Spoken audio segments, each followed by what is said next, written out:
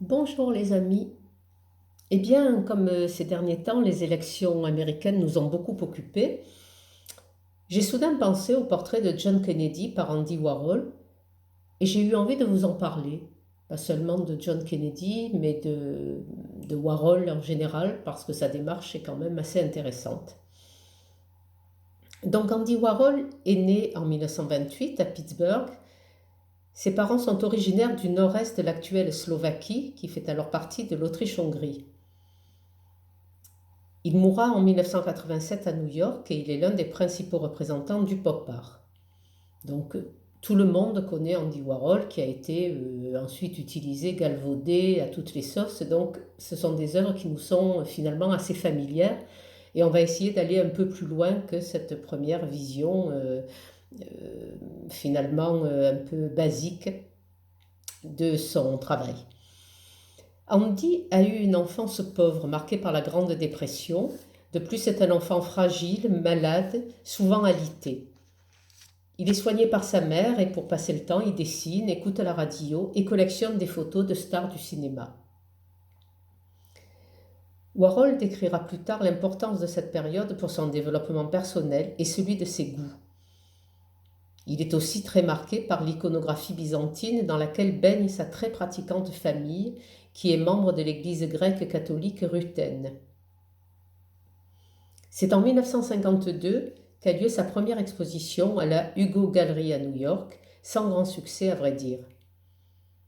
Entre 1953 et 1955, il devient créateur de costumes dans une troupe de théâtre et s'affuble alors de la perruque couleur platine qu'il ne quittera plus et qui va le caractériser. Il ne cessa de mener cette double vie. J'ai commencé dans l'art commercial et je veux terminer avec une entreprise d'art. Être bon en affaires, c'est la forme d'art la plus fascinante.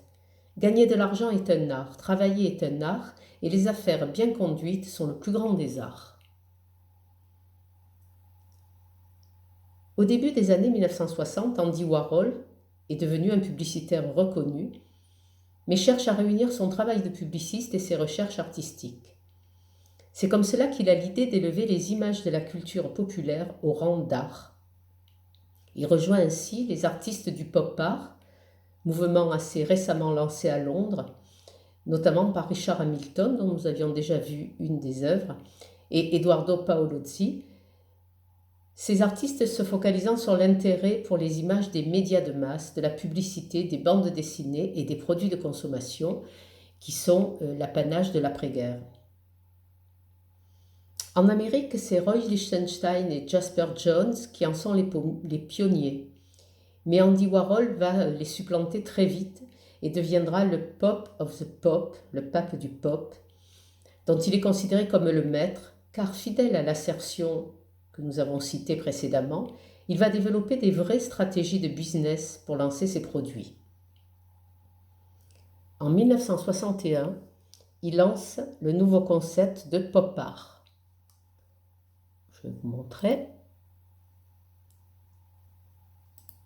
Voilà, par exemple. C'est un style comprenant des peintures qui se concentrent sur les biens de consommation courante. Et en 1962, il présente ce qui va devenir sa peinture emblématique, sa marque de fabrique, si j'ose dire, autour des boîtes de soupe Campbell. Ces toiles exposant des produits devenus des objets de consommation de masse causent du remue-ménage dans l'industrie de l'art et amènent à la fois Warhol et le pop art sur le devant de la scène, ce qui n'est pas sans déplaire à Warhol. Il va donc avoir comme motif de prédilection les grandes marques déposées comme Campbell, nous le voyons, Coca-Cola, mais également le visage de célébrités aussi réelles qu'imaginaires. Donc ici, Mickey, je vais vous le mettre un peu plus gros, voilà, qui est une des stars aussi de l'époque. En 1963, il adopte la technique qu'il utilisera pour toutes ses œuvres et notamment les plus célèbres. C'est une technique de photographie sérigraphiée sur toile, ce qui permet la reproduction à l'infini par des moyens industriels de production de masse. Les photographies sont simplifiées en noir et blanc, sans gris, et sont imprimées en sérigraphie, c'est-à-dire à l'aide d'une toile de soie, sur la toile peinte de grands aplats de couleurs. Le motif est parfois reproduit plusieurs fois sur la toile, comme un motif de papier peint. Vous voyez, on le voit bien dans le Mickey par exemple. C'est le stéréotype du pop art qui popularise la production massive de l'art lui-même. À ce stade-là, arrêtons-nous un petit peu sur le sens du mot icône. Le mot icône désigne une image qui se rapporte à une entité physique. Elle est simplement représentative et fait sens à travers la représentation. Dans le langage courant, c'est devenu également un synonyme d'archétype. Mais n'oublions pas qu'Andy Warhol a baigné dans la religion orthodoxe dont les icônes sont au cœur des pratiques et des croyances. Au sens premier, une icône religieuse est une image représentant une figure religieuse, mais c'est pourtant beaucoup plus que cela dans la tradition orthodoxe. Ça n'est pas une simple image, une simple représentation, mais un matériel théologique, au même titre qu'un texte, et l'icône est considérée comme un véhicule par lequel s'exprime le divin. C'est pour cela que les icônes sont vénérées sans devenir pour autant des idoles, ce qui a donné lieu, vous le savez, à la longue querelle des iconoclastes. Warhol va jouer avec ces concepts d'icônes qu'il connaît intimement par sa famille et la religion dans laquelle il a été élevé. Et il va jouer avec cela puisqu'il représente des idoles comme des icônes de notre société et les installe dans une sorte de sacralisation. La reproduction à l'identique qu'il opère rejoint également la technique des icônes religieuses orthodoxes dont les représentations sont invariables, archétypiques, au cours des siècles. Tout au plus quelques modifications dans le trait, mais jamais dans la manière de représenter, fixé une bonne fois pour toutes dans sa figuration, puisque directement inspiré du divin.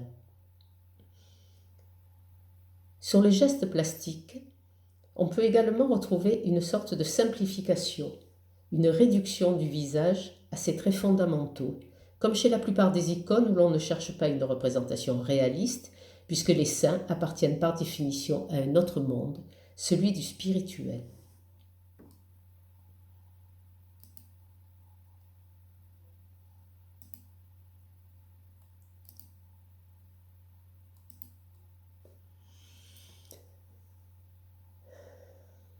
C'est là que se situe tout le paradoxe de Warhol, qui choisit de représenter justement des personnages appartenant par excellence au monde de la consommation, de la futilité, du profit, du matérialisme, qu'il va présenter à la manière des icônes dont elles ont en quelque sorte pris la place auprès du peuple qui les contemple, les admire et les déifie comme des êtres ou des symboles quasi divins. Vous voyez la représentation de face, très simplifiée, bien sûr. A priori, on est très loin des icônes religieuses, mais vous conviendrez qu'on peut ressentir cette influence dans cette présentation. De plus, chez Warhol, l'image est souvent en lien avec la mort. Le choix des sujets est en rapport avec son obsession de la mort, y compris pour les toiles célèbres sérigraphiées, et par exemple, pour celles de Marilyn Monroe, elles ont été réalisées après sa mort. Également, pour Liz Taylor, il a réalisé ses portraits alors que l'actrice était gravement malade et au bout de sa vie. Ces icônes reproductibles à l'infini deviennent des images de consommation. Dans les dernières années de son œuvre, Warhol devint presque le peintre officiel de l'Amérique et il appliquera son style à de nombreux portraits de commande. Sa démarche de représentation pour le président Kennedy, qui a été élu en 1961 et assassiné à Dallas en 1963, est similaire puisque toutes les œuvres représentant le président Kennedy ont été faites après sa mort en 1963. Il a utilisé pour cela des photos de campagne, des affiches. Il produit également, toujours après la mort du président, une œuvre qu'il appelle, je vais l'agrandir un tout petit peu, voilà, 16 Jackie. Ces 16 photos représentent Jackie la femme de Kennedy bien sûr, dans différentes attitudes et différents moments de sa vie, En gros, avant et après l'attentat qui causa la mort de John Franklin Kennedy. En gros, du côté de la vie, du côté de la mort, celle de la joie, du bonheur d'une femme souriante et celle de la femme sous le choc, figée dans son chagrin, sans réaction, sonnée par ce qui lui arrive.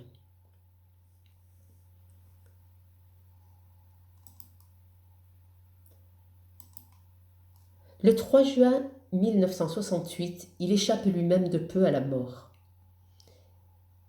Une militante féministe qui lui avait confié le manuscrit d'une pièce de théâtre qu'il n'avait pas retenue, la jugeant trop obscène, vient vider un chargeur de pistolet sur lui dans le hall de la factory étant une usine qu'il a rachetée et où il travaille.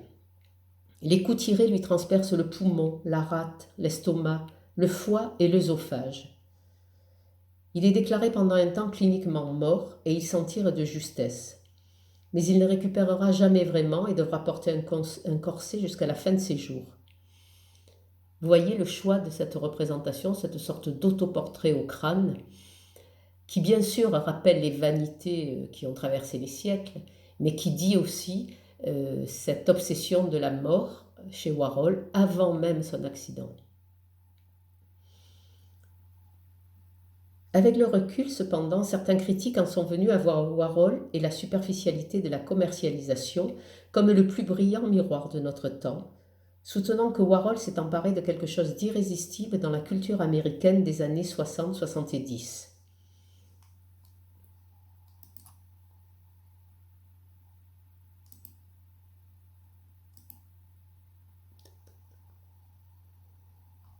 Bon, il me manque le dollar. Alors, pourquoi je n'ai pas la suite ?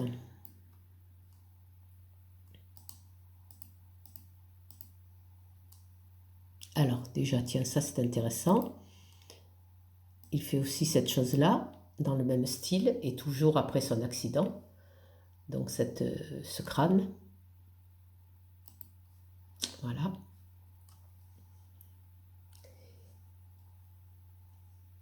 Alors, il me manque des choses.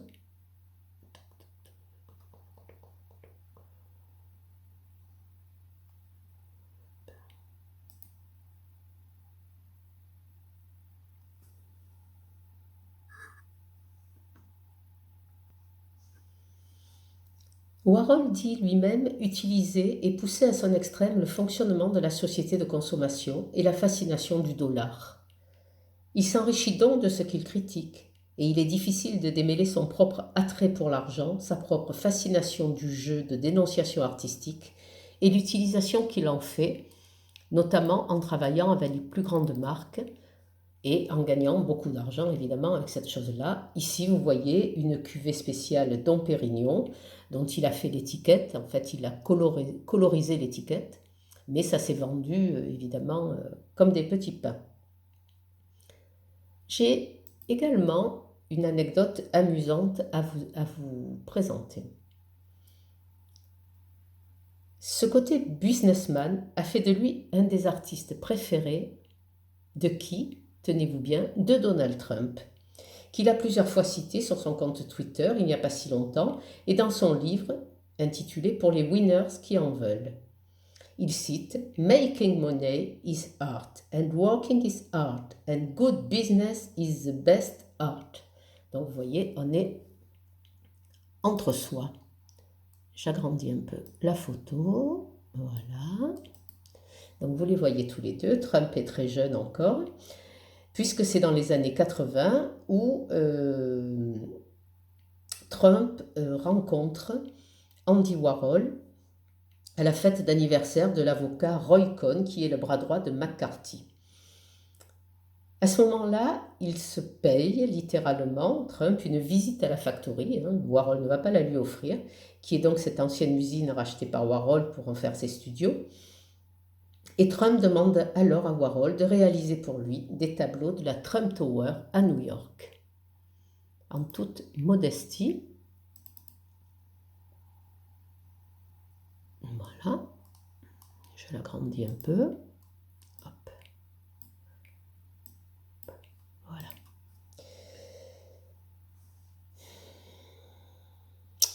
Warhol n'a pas tellement de sympathie pour Trump finalement, mais l'appât du gain est le plus fort et fidèle à lui-même, il se met à l'ouvrage. Dans son atelier, il réalise 8 sérigraphies en noir et blanc avec de la poussière de diamant par-dessus. Mais Trump ne trouve pas l'œuvre à son goût parce qu'il voulait une œuvre en couleur. Donc du coup, il refusera de payer l'artiste et l'œuvre finira dans le musée Warhol. Donc vous voyez, on a affaire à du beau monde.